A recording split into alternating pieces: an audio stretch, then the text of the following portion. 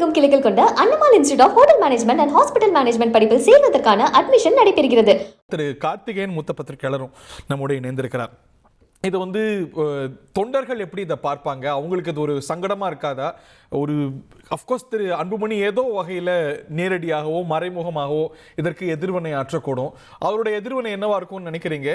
யார் பக்கம் பலம் இருக்குன்னு நினைக்கிறீங்க? திரு சோமு சொல்றார், அந்த கூட்டமே சான்று, எவ்வளவு மாவட்ட செயலாளர்கள் போனாங்க, எதிர்காலம்னு டாக்டர் ராமதாஸ் மேல மதிப்பு வச்சிருந்தாலும் எதிர்காலம்னு திரு அன்புமணியை தான் தொண்டர்கள் நிர்வாகிகள்லாம் பார்ப்பாங்க அப்படின்னு. Do you differ from that perception? இல்ல, இந்த விஷயத்தை பொறுத்த வரைக்கும் தொண்டர்கள் என்ன நினைப்பாங்கன்னா, very simple, the party is at crossroads, தெருவுக்கு வந்துருச்சு, அவ்வளவுதான். பெரிய ஒரு சிக்கலை எதிர்நோக்கி இருக்குல்ல, பெரிய ஒரு பிரச்சனையில இருக்குன்றத தெருவுக்கு வந்துருச்சு அந்த பிரச்சனை அப்படின்றதுதான் இதுல தொண்டர்களுடைய நிலை.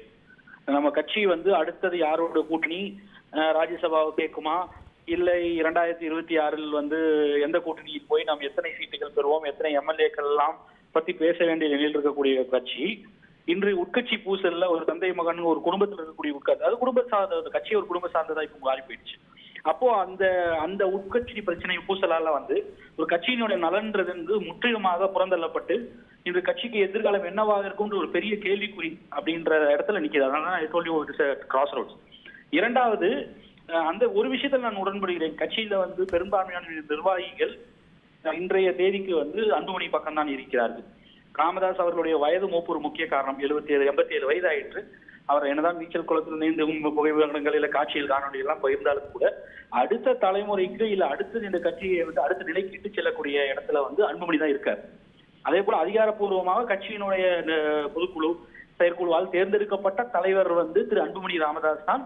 அதுவும் இந்திய தேர்தல் ஆணையம், எலெக்ஷன் கமிஷன் ஆஃப் இந்தியாவால் அங்கீகரிக்கப்பட்ட தலைவர் அவர் தான். சோ இப்போ அவர் அன்புமணி வில்லிங், அவர் நினைத்தால் இப்போ ராமதாஸை நீக்குவதற்கான அவருக்கு எந்த அதிகாரமும் உண்டு. அது just to clarify this, இப்போ எலெக்ஷன் கமிஷனுக்கு ஒருவேளை இந்த சர்ச்சை போகுமானால் எலெக்ஷன் கமிஷன் இந்த கட்சியுடைய தலைவர் டாக்டர் அன்புமணி ராமதாஸோட அத்தாரிட்டியை தான் அக்னாலேஜ் பண்ணுமா லீகலி ஸ்பீக்கிங்? நீங்க அவர் கட்சியினுடைய எந்த ஆட்சி நிர்வாக குழுவோ இல்ல பொதுக்குழுவோ whatever they call it, அவரால் தேர்ந்தெடுக்கப்பட்டு ராட்டிஃபை செய்யப்பட்டு அதனால் அங்கீகரிக்கப்பட்டது. தேர்தல் கமிஷனுக்கு அதிகாரப்பூர்வமாக அந்த கட்சியால் அனுப்பி வைக்கப்பட்டு அங்கீகரிக்கப்பட்ட தலைவர் அவர் தான்.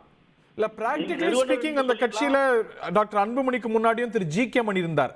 அப்பயும் கூட அந்த கட்சியோட கான்ஸ்டிடியூஷன் படி தலைவர் தான் பவர்ஃபுல்லா, நிறுவனர் தான் பிராக்டிகலா பவர்ஃபுல்லா இருந்தாரு.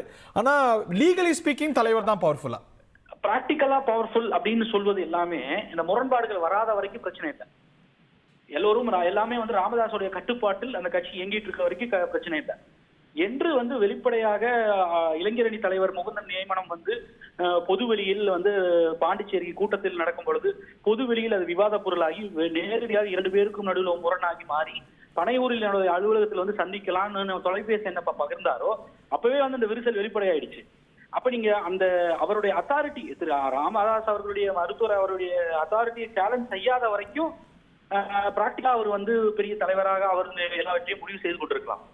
ஆனா அது என்னைக்கு மாறிடுச்சுன்றது அது யதார்த்தம் இல்லை அப்படின்றது எப்ப நம்ம பார்க்க முடியுதுன்னா, தைலாபுரத்துல ஒரு கூட்டத்துக்கு 216 பேர், சாரி 216 பேர்ல வெறும் 20 பேர் கூட வராத, ஒரு 10% கூட வராத நிலையை பார்க்க முடியாது. நல்லா தெளிவா இருக்கும். கட்சி யதார்த்தத்தை அந்த நிர்வாகிகள் புரிந்து கொண்டார்கள். அடுத்த தலைமுறை அடுத்த தலைவராக கட்சியை இட்டு செல்லக்கூடியவர் திரு அன்புமணி தான் அப்படின்றத உணர்ந்து அவங்களே பேசுறாங்க. இப்போ முகுந்தனோட ராஜினாமா கடிதத்துல கூட அவர் என்ன சொல்றாரு, அன்புமணி ராமதாஸ் தான் எங்களோட எதிர்காலம், ஆனால் எங்கள் குலதெய்வமாக ராமதாஸ் இருப்பார் அப்படின்றது சொல்றது என்னன்னா, அவர் ஒரு ராப்ரோச்மெண்ட்டுக்கு மேபி ட்ரை பண்றாரா இருக்கலாம். இந்த இதை ஒரு சமாதானத்தை எப்படியாவது கொண்டு இந்த பிளவை இதோட நிறுத்தி சரி செய்ய வேண்டும்.